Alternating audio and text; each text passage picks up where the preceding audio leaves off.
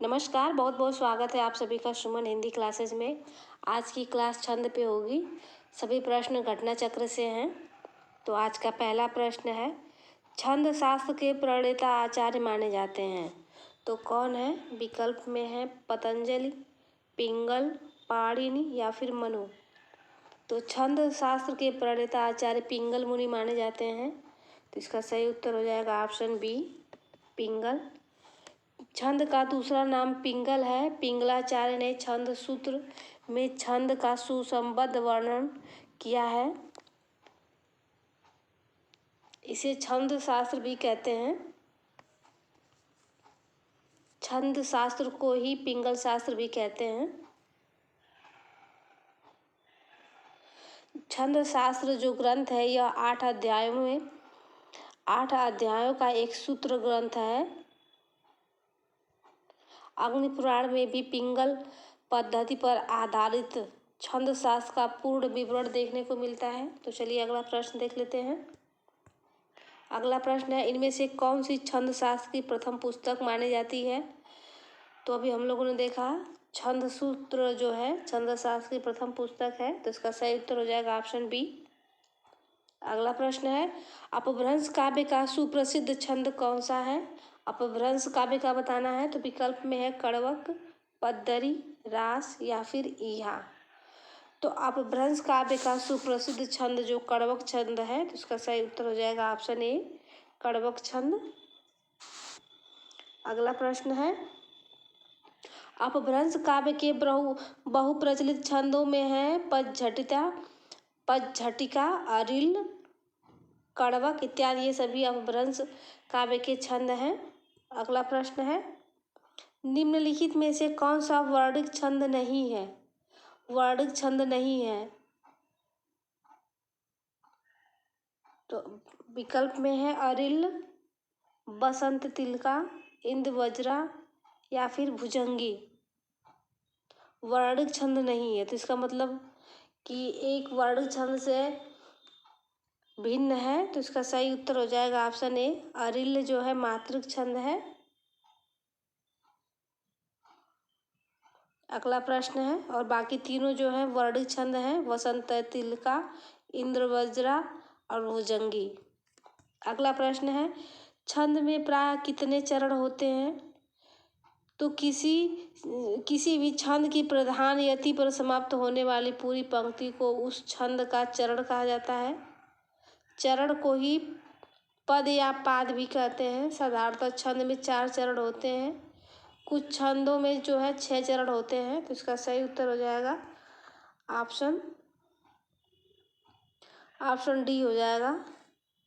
4 चरण होते हैं छंदों में प्राय। अगला प्रश्न है, मात्रा की दृष्टि से दोहा के ठीक विपरीत दो छंद कौन सा है? तो ऑप्शन में है रोला, छप्पै, चौपाई या फिर सोरठा। तो दोहा के ठीक विपरीत जो है वो है सोरठा। तो इसका सही उत्तर हो जाएगा ऑप्शन डी। मात्रा की दृष्टि से दोहा के ठीक विपरीत सोरठा होता है। सोरठा अर्ध सममात्रिक छंद है। इस छंद के विषम चरणों में 11 मात्राएं और सम चरणों में 13 मात्राएं होती हैं। चलिए अगला प्रश्न देख लेते हैं। किस अर्ध सममात्रिक छंद के विषम चरणों में 11 तथा सम चरणों में 13 मात्राएं होती हैं? तो यह भी सोरठा का ही उदाहरण है। तो इसका सही उत्तर हो जाएगा ऑप्शन ए, सोरठा में ऐसा होता है। अगला प्रश्न है, ये वही प्रश्न है, रिपीट हुआ है। दोहा का छंद का विपरीत छंद कौन सा होता है? तो सोरठा होता है। अगला प्रश्न है, जिहि सुमिरत सिद्धि होई, गण गायक करिवर बदन, करहूँ अनुग्रह सोई, बुद्धि राशि शुभ गुण सदन। उपर्युक्त पंक्तियों में कौन सा छंद है? तो ऑप्शन में है दोहा, सोरठा, बरमे या फिर रोला। तो प्रस्तुत पंक्तियों में जो है सोरठा छंद है। तो इसका सही उत्तर हो जाएगा ऑप्शन बी, सोरठा छंद। काउंट कर लेगा, जो सही सही वह छंदों का आसानी से पहचान लेगा। चलिए अगला प्रश्न देख लेते हैं।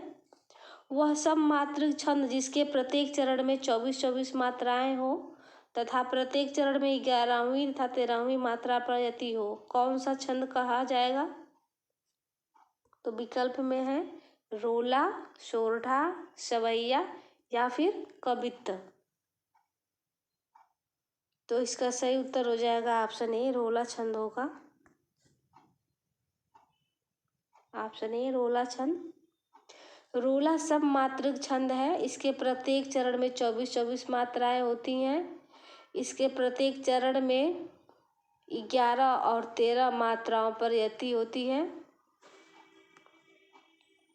अगला प्रश्न है, रहीमन चुप है बैठिए, देख दिनन को फेर, जब नीके दिन आई हैं, बनत न लगी है देर। उपर्युक्त पंक्तियों में कौन सा छंद है? तो विकल्प में है दोहा, सोरठा, रोला या फिर चौपाई। तो इस पंक्ति में भी जो है दोहा छंद है। तो इसका सही उत्तर हो जाएगा ऑप्शन ए, दोहा। अगला प्रश्न है, दोहा किस प्रकार का छंद है? तो अभी हम लोगों ने बताया दोहा अर्ध सममात्रिक छंद है। तो इसका सही उत्तर हो जाएगा ऑप्शन डी, अर्ध सममात्रिक छंद है दोहा। अगला प्रश्न है, रहीमन पानी राखिए, बिन पानी सब सून, पानी गए न उबरे, मोती मानुष चून। इन पंक्तियों में किस छंद का प्रयोग हुआ है? तो विकल्प में है दोहा, गीतिका, चौपाई या फिर कवि। तो कभी कोई छंद नहीं होता है, तो 3 विकल्प बचे। तो इसका सही उत्तर हो जाएगा ऑप्शन ए, या इसमें दोहा छंद है।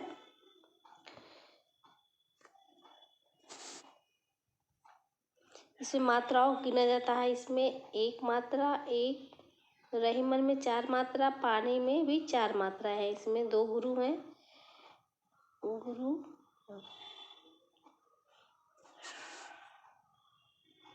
यहाँ पे भी गुरु हो जाएगा। तो इसको काउंट करते हैं हम लोग, 1 2 3 4, 4 2 6 8 10 12 1 13 मात्रा है। तो एक पंक्ति का गिनने पे ही आप जान जाएंगे इसमें कौन सा छंद है। तो इसमें दोहा छंद है। ऐसे काउंट कर करके आप लोग इसको समझ सकते हैं। चलिए अगला प्रश्न देख लेते हैं। निज भाषा उन्नति अहे, सब उन्नति को मूल, बिन निज भाषा ज्ञान के मिटे नहीं को शूल। इन पंक्तियों में कौन सा छंद है? तो विकल्प में है दोहा, सोरठा, चौपाई या फिर बरमे। तो इस पंक्ति में भी जो है दोहा छंद है। तो इसका सही उत्तर हो जाएगा ऑप्शन ए, दोहा। अगला प्रश्न है, जिस छंद के प्रथम तथा तृतीय चरण में 12-12 मात्राएं एवं द्वितीय तथा चतुर्थ चरण में 7-7 मात्राएं होती हैं, साथ ही सम चरणों के अंत में जगड़ होता है, वह छंद कौन सा होता है? तो 12-7 का जो एक क्रम है तो वह बरवे छंद में होता है। बरवे अर्ध सममात्रिक छंद है। इस छंद के विषम चरणों में प्रथम और तृतीय चरण में 12-12 मात्राएं और सम चरणों द्वितीय और चतुर्थ में जो है 7-7 मात्राएं होती हैं। तो इसका सही उत्तर हो जाएगा ऑप्शन बी, इसमें बरवे छंद में होता है ये सब। अगला प्रश्न है, बरवे छंद है, तभी हमने बताया बरवे जो है अर्ध सममात्रिक छंद है। तो इसका सही उत्तर हो जाएगा ऑप्शन बी। अगला प्रश्न है, अवधि का निजी छंद है, अवधि भाषा का बताना है। तो अवधि भाषा का निजी छंद कौन सा है? तो विकल्प में है बरवे, कवित्त, रोला या फिर छप्पा। तो इसका सही उत्तर हो जाएगा ऑप्शन ए, बरवे छंद जो है अवधि का अपना निजी छंद माना जाता है। तो इसका सही उत्तर हो जाएगा ऑप्शन ए। रहीमदास ने बरवे छंद का प्रयोग करके बरवे नायिका भेद नामक ग्रंथ की रचना की थी। रहीम जो है ना महाकवि तुलसीदास के समकालीन थे। अगला प्रश्न है, अगला प्रश्न है, अवधशिला का उर पर था गुरुभार, तिल तिल काट रही थी दीर्घ जलधार। इस उद्धरण में प्रयुक्त छंद है, तो कौन सा छंद है इसमें? तो विकल्प में है दोहा, सोरठा, बरवे या फिर गीतिका। तो इसका सही उत्तर हो जाएगा ऑप्शन सी, बरवे। बरवे छंद में दूसरा और चौथा जो लाइन होता है उसमें 7 मात्राएं होती हैं। इसको छोटा देख के भी समझ जाएंगे, एकदम छोटी छोटी होती है।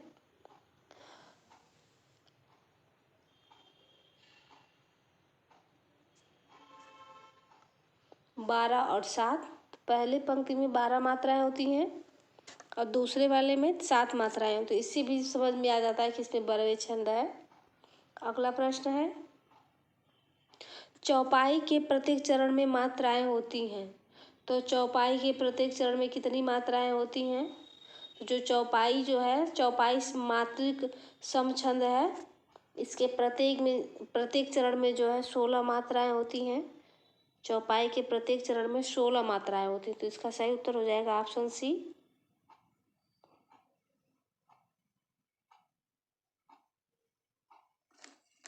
अगला प्रश्न है, रामदूत अतुलित बलधामा, इसमें कितनी मात्राएं हैं? तो मात्राएं गिनना है। तो रामदूत अतुलित बल धामा, चलिए इसको काउंट करते हैं। तो यहाँ पर राम में है 3 मात्राएं, इसमें भी 3 मात्राएं हैं, अतुलित में 4 मात्राएं हैं, बल में भी 2 मात्राएं, धामा में 4 मात्राएं। अब इसको काउंट करेंगे हम लोग। 2, 3, 5, 6, 7, 8, 9, 10, 11, 12, 14, 16। तो इसमें कुल कितनी मात्राएं हो गई? काउंट करने पे 16 मात्राएं होंगी। 1 2, 1 3, 3 2 5, 6 7 8 9 10 11 12 14, 1 16। तो इस पंक्ति में जो है कुल 16 मात्राएं हैं। यह चौपाई छंद है, तो इसका सही उत्तर हो जाएगा ऑप्शन डी। इस तरह से काउंट किया जाता है। लघु जो होता है, लघु वर्ण होता है, उसकी 1 मात्रा होती है। गुरु वर्ण का जो है 2 मात्राएं काउंट होता है। चलिए अगला प्रश्न देख लेते हैं। रघुकुल रीति सदा चली आई, प्राण जाए पर वचन न जाई। इन पंक्तियों में किस छंद का प्रयोग हुआ है? तो विकल्प में है उल्लाला, चौपाई, सोरठा या फिर दोहा। तो इस पंक्ति में जो है चौपाई छंद का प्रयोग हुआ है, तो इसका सही उत्तर हो जाएगा ऑप्शन बी, चौपाई।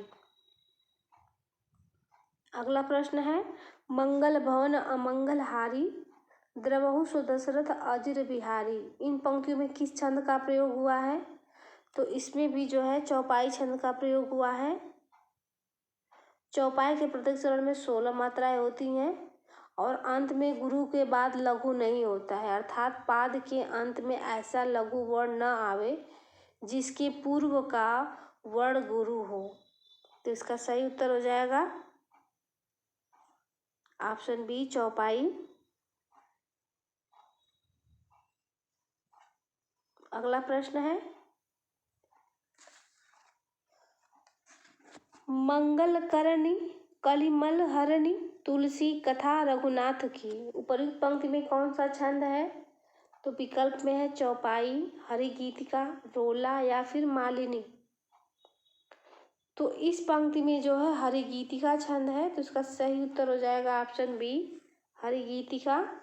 अगला प्रश्न है, करते अभिषेक पयोध है, बलिहारी इस वेश की, हे मातृभूमि तू सत्य ही सगुण मूर्ति सर्वेश की। इस पंक्ति में कौन सा छंद है?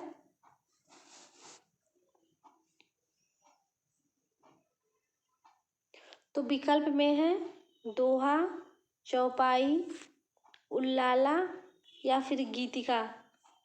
तो इस पंक्ति में जो है उल्लाला छंद है, तो इसका सही उत्तर हो जाएगा ऑप्शन सी, उल्लाला।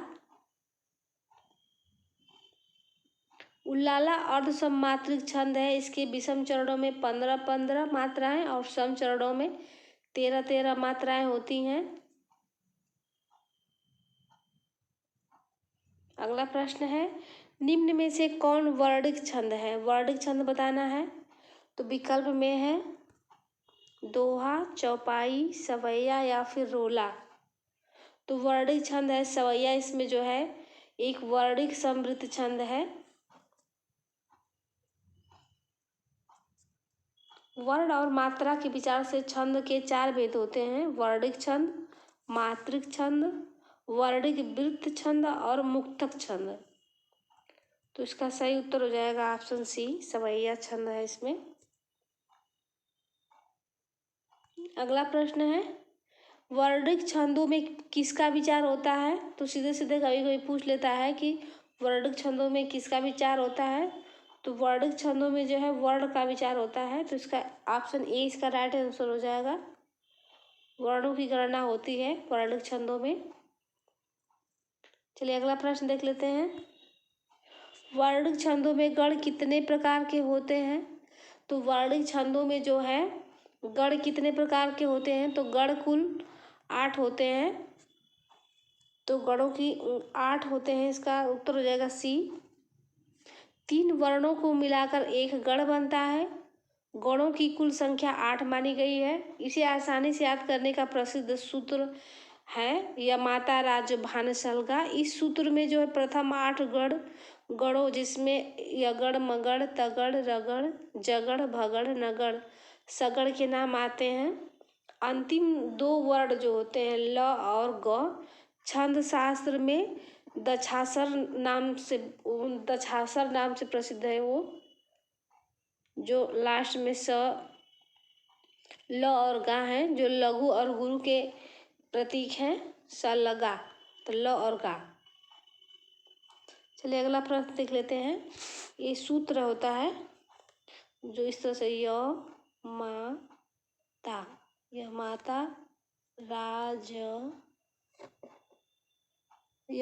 राज भा न स ल गा, ये है सूत्र। इसको याद कर लेने से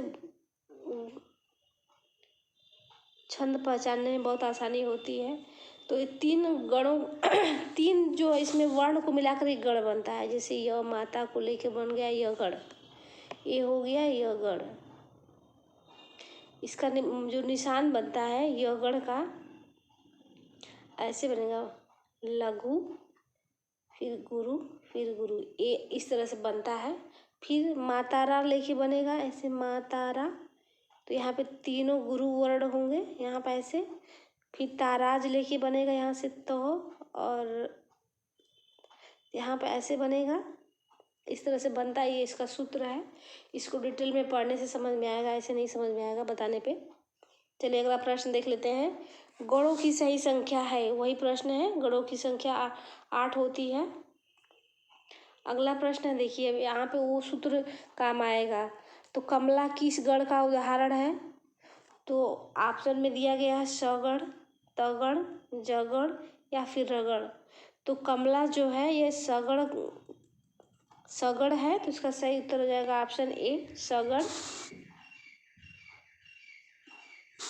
चलिए अगला प्रश्न देख लेते हैं, निम्न में से कौन सा अर्ध सममात्रिक छंद नहीं है? तो कौन है? विकल्प में है बरवे, छप्पे, दोहा या फिर सोरठा। तो एक विकल्प है जो अर्ध सममात्रिक छंद नहीं है, तो वो है छप्पे।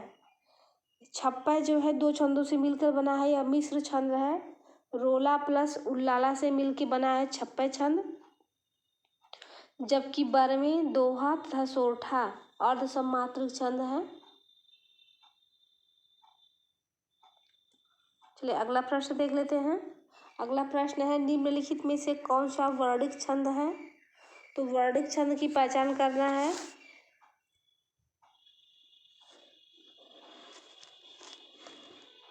तो छंदों का भी ज्ञान होना चाहिए कि कौन सा वर्णिक छंद है, कौन मात्रिक छंद है।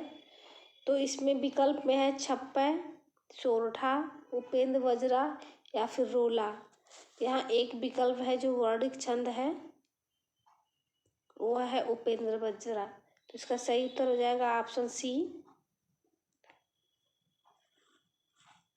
दोहा, सोरठा, चौपाई, रोला, कुंडलियाँ, छप्पर, हरि गीतिका, उल्लाला, परवे, गीतिका, ये सभी छंद जो है मात्रिक छंद है। चलिए अगला प्रश्न देख लेते हैं। मैं राज्य की चाह नहीं करूँगा, है जो तुम्हें इष्ट वही करूँगा। संतान जो सत्यवती जनेगी, राज्याधिकारी वही बनेगी। पंक्तियों में प्रयुक्त छंद बताना है। तो विकल्प में है इंद्र वज्रा, उपेंद्र वज्रा, वसंत तिलका या फिर हरि गीतिका। तो इस पंक्ति में जो है इंद्र वज्रा छंद है, तो इसका सही उत्तर हो जाएगा ऑप्शन ए, इंद्र वज्रा। अगला प्रश्न है, मात्रिक छंदों में मात्रा कितने प्रकार की होती है? तो किसी स्वर के उच्चारण में लगने वाले समय की अवधि को मात्रा कहा जाता है। इसके भी दो भेद होते हैं, ह्रस्व तथा दीर्घ। दीर्घ या गुरु, ह्रस्व को ही लघु कहते हैं और दीर्घ को गुरु कहते हैं। लघु मात्रा में एक मानी जाती है। इसका संकेत जो है ऐसे बनता है, और जो गुरु होता है उसकी मात्रा ऐसे होती है। इसकी दीर्घ मात्रा में दो मात्रा मानी जाती है, जिसका संकेत ऐसे होता है, जिसे अवग्रह चिन्ह भी कहते हैं। इसको अवग्रह चिन्ह भी कहते हैं, जो इस संकेत हमने बनाया है। इसमें दो मात्राएं हैं और इसमें एक मात्रा है। चलिए अगला प्रश्न देख लेते हैं। निम्न में कौन मात्रिक छंद है? अब मात्रिक छंद बताना है, तो अब विकल्प में है दोहा, सोरठा, दोहा, चौपाई, रोला, उपर्युक्त सभी। तो ये सभी जो है मात्रिक छंद है, तो इसका सही उत्तर हो जाएगा ऑप्शन डी, ये सभी। अगला प्रश्न है, केवल मात्रिक छंद किस विकल्प में है, छांटिए। मात्रिक छंद को छांटना है,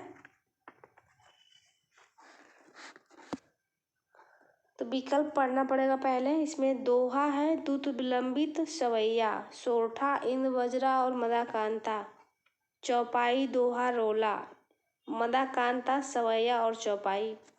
तो आप लोग विकल्प देख के जान गए होंगे कि केवल मात्रिक छंद किस विकल्प में है। तो इसका सही उत्तर हो जाएगा ऑप्शन सी, चौपाई, रोला और दोहा, ये सब भी जो है मात्रिक छंद है। अगला प्रश्न है, या लकुटी अरुका मरियापुर ताजती हूँ पुर को तज डारो में कौन सा छंद है? तो इसमें छंद बताना है। अब हर श्लोक को कोई गिन के तो बताएगा नहीं, सीधे आप लोग जब समझना चाह रहे हैं बढ़िया से, तो पहले इसको डिटेल में पढ़िए, फिर उसके बाद प्रैक्टिस क्लास करिए, कि प्रश्न देखने के बाद सीधे उत्तर दिमाग में आ जाए। तो इसीलिए हम सीधे उत्तर बता दे रहे हैं। इसको व्याख्या करने लगेंगे तो समझाने लगेंगे तो बहुत समय लग जाएगा एक एक प्रश्न में। तो इसका सही उत्तर हो जाएगा ऑप्शन बी, सवैया छंद है इसमें। अगला प्रश्न है, मात्रिक विषम संयुक्त छंद है, इसमें से कौन है? विकल्प देखते हैं पहले। इसमें है छप्पर, कुंडलियाँ, हरि गीतिका या फिर सोरठा। तो मात्रिक विषम संयुक्त छंद जो है कुंडलियाँ है। यह दो छंदों से मिलकर बनता है, दोहा और रोला। तो इसका सही उत्तर हो जाएगा ऑप्शन बी। अगला प्रश्न है, दोहा और रोला छंद के मिश्रण से कौन सा छंद बनता है? तो अभी हम लोगों ने देखा दोहा और रोला छंद के मिश्रण से जो है कुंडलिया छंद बनता है। तो इसका सही उत्तर हो जाएगा ऑप्शन सी। अगला प्रश्न है, अनुसुष्टु है, अनुसुष्टु क्या है? तो विकल्प में है यह एक छंद है, एक अलंकार है, एक रस है या फिर एक गुण है। तो अनुसुष्टुप है, जो अनुसुष्टुप जो है ना, एक छंद है। तो इसका सही उत्तर हो जाएगा ऑप्शन ए। अगला प्रश्न है, वही प्रश्न रिपीट हुआ है, घनाक्षरी छंद है, घनाक्षरी कैसा छंद है? तो विकल्प में है मात्रिक, वर्णिक, आक्षरिक, इनमें से कोई नहीं। तो घनाक्षरी जो है वर्णिक छंद है, तो इसका सही उत्तर हो जाएगा ऑप्शन बी, वर्णिक छंद। घनाक्षरी में 30 से लेकर 33 वर्णों का एक चरण होता है। अगला प्रश्न है, छप्पय किस छंदों के मेल से बनता है? तो किन किन छंदों के मेल से छप्पय छंद बनता है? तो विकल्प में है रोला और दोहा, दोहा और सोरठा, रोला और उल्लाला, दोहा और उल्लाला।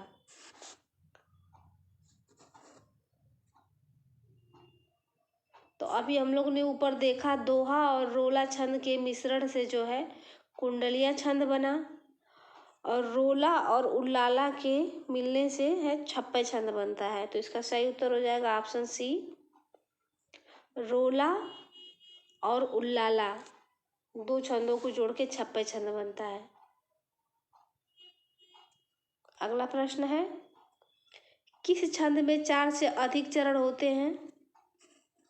किस छंद में 4 से अधिक चरण होते हैं? तो अभी हम लोगों ने देखा ये दो छंदों के योग से बना है छप्पय छंद। तो उत्तर में है ऑप्शन सी छप्पय, तो यही उत्तर सही हो जाएगा। छप्पय छंद जो है 4 से अधिक चरण होते हैं, इसमें 6 चरण होते हैं कुल छप्पय में।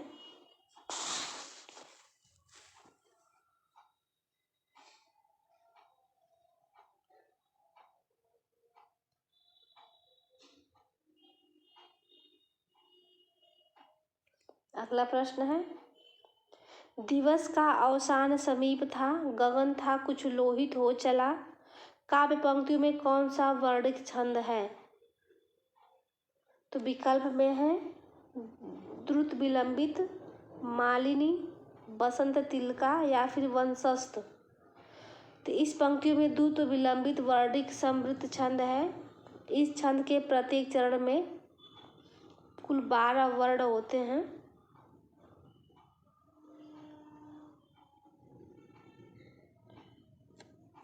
तो इसका सही उत्तर हो जाएगा ऑप्शन ए, द्रुत विलंबित।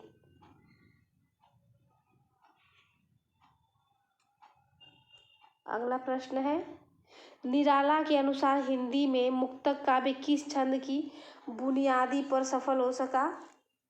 तो विकल्प में है रोला,